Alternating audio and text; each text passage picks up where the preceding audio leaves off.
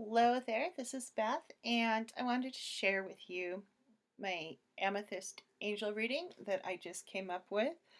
I was blogging about it and I had the cards out, so I thought, well, I'd make a video too, just because it sounded fun. The idea behind this reading came from the Heart and Soul Angel cards. I was reading through the description of one of the cards, and it had Amethyst for transmutation of dark energy, and I have a brain cramp. dark, Amethyst for transmutation of dark energy, deep violet for physical wellness, and there were several other things. It just popped into my head as a tarot reading, and so I did one on myself, and I went, whoa. And then I did another on myself, and I'm like, this is a really, really powerful way to invoke some change in your life. I always start out with a core card. I like to start with the person, something representing where they are right now. And I know some people go through the cards and pick out a core card. This is a completely random core card. We're reading the energy of the person. And for this reading, I just kind of sample reading is for one, and it actually kind of applied fairly well to my life. So if you get something out of this, please use this info. The core card is Horse, and this is being empowered to trust yourself more, to fully listen to yourself and use that cosmic gateway that you're connected to. Listen to your intuition and don't dismiss it. Don't deny what truly can happen for you. Because the Amethyst angels are like, you're connected. You get it. Let's bring that in. And what the core card does, I think, is really just set the tone. Where is the basis? Where are you working from? And right now the basis is you are connected. Do not doubt. In the Amethyst, the transmutation of dark energy, where we take what we're feeling like is dragging us down and changing that into an energy we can really use and work with to create something wonderful and yummy in our lives, because everyone wants to have that life that feels good and not a life that feels like, oh, why is it so hard? Why do I feel like I am in frozen molasses? No one wants to be in frozen molasses. It's sticky and hard to get through. Lady Porsha came up for this one. Oh, and I'm using the Keepers of Light Oracle, Angel Oracle deck. I really, really, really love this deck so much. I use it all the time for daily card pulls at this point. But I digress, because we're talking about the transmutation of dark energy right now. And this is where we're starting. This is where we look at what really needs to be changed. Okay, divine order. So our first card is Horus with his cosmic gateway. And now we're talking about Lady Porsha and the divine order. And it really asks us, kind of is asking us, how are we stuck? How are we feeling that we're not fitting into our divine order? What's missing from this? And the feeling with this reading is that Horus and Lady Porsha are really working together, because she wants us to see what's coming towards us. She wants us to see the opportunities. And Horus really is that key. You are more connected than you're already thinking you are. So let's bring in that connection. And Lady Porsha is really reminding us to do that, as opposed to just being like, yeah, whatever, Horus. She wants us to work with that divine order and our guides and our spirit guides and angels, or whatever you're working with, and get to know them better. Put them to work for you, because that is why they're truly there, is to help you move through your life. And they're always hanging out there, and they're always working for your good. But the minute you start asking them to come in, to fully come in, to be like, hey, I'm over here, come help me, come work with me, come talk to me, let me know, let me feel, let me see, let me hear it. Because a lot of how Lady Porsha is going to show up with that divine order, so you can hear your cosmic gateway, is how you receive information.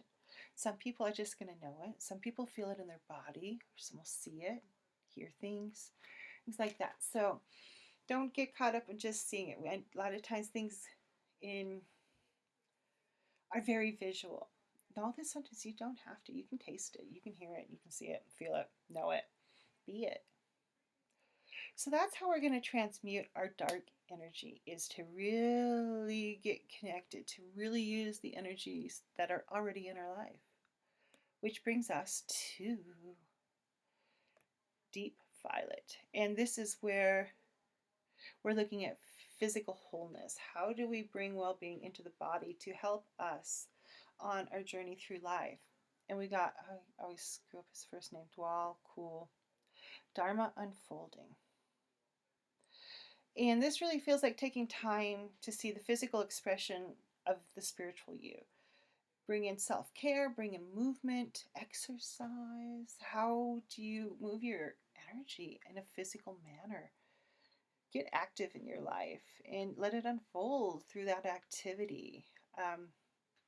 This has been a theme that's been coming up for me because kind of had like what I called my rest year. After years and years of consistently exercising, it's kind of what, and I think I was kind of burnt out, frankly. And then my dad died the next year, and last year was just kind of like sometimes I exercised and sometimes I didn't. And this year I've really committed to what this card is telling us is how can I bring more physical movement into my life, which got me recommitting to my Kundalini yoga practice. So how can you get moving? How does spirituality, energy work all connect together with the physical body? Because without the physical body, you can't do this work in this realm, what you're meant to do. And the next spot is Magenta, in which we cleanse and open our heart. And this is what needs to happen so you can release sorrow, move into forgiveness, let fear go, and just let your heart be like this wide open window with sunlight streaming in. So it's just a wonderful feeling when you get to that place. And we got faith, humanity, and benevolence. Can you see the good in yourself? Can you be kind to yourself? I almost think sometimes it's harder for people to be kind to themselves than other people. I know especially light workers, people who empaths, highly sensitive people tend to focus on what they can do for others and forget themselves. And she's, in a way, it's like have faith in humanity and the benevolence of humanity to help you, and because you're a bright flame, they're going to come to you. You're like this little beacon of light. And the goodness already shines out of you. So you got to see it in yourself and trust that it's there and to nurture it and take care of yourself. It kind of goes, back to this dude and moving your body and self-care and having faith so you can let your heart heal. And by letting yourself heal, you start to heal others. How do you become this huge walking modality of healing just by walking by someone? That's the potential that she has for us. And it's kind of interesting because you look at it, she's holding a heart, and we're in the cleanse and open your heart. So that's very cool imagery coming through where our heart chakra is.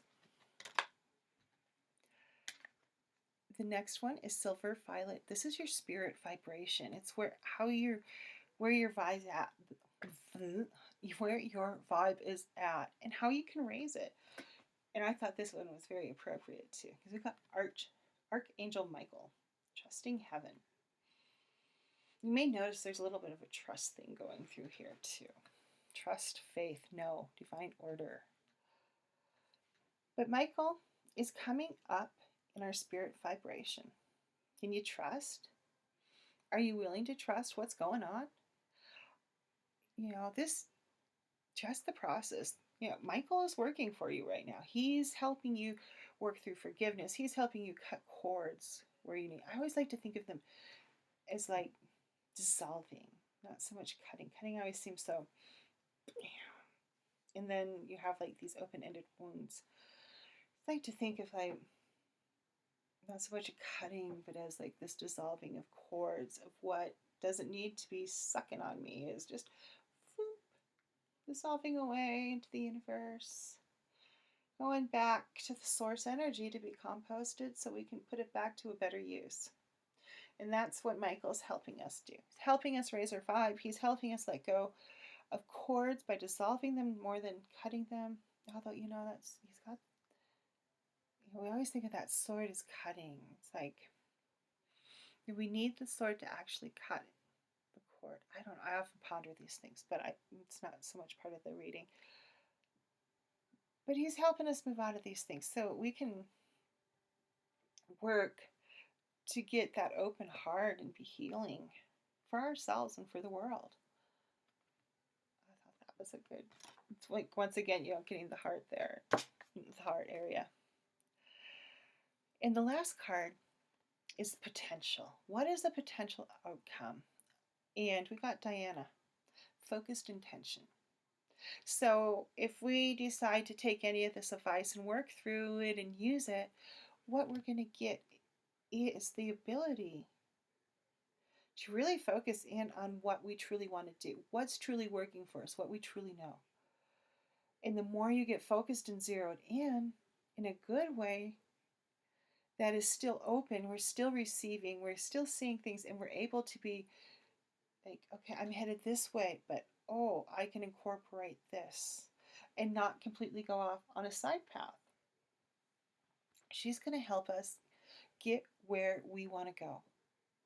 She's going to help us know which actions, because we've listened to everyone else in this reading. We get this. And it's a pretty good place to end on, I think.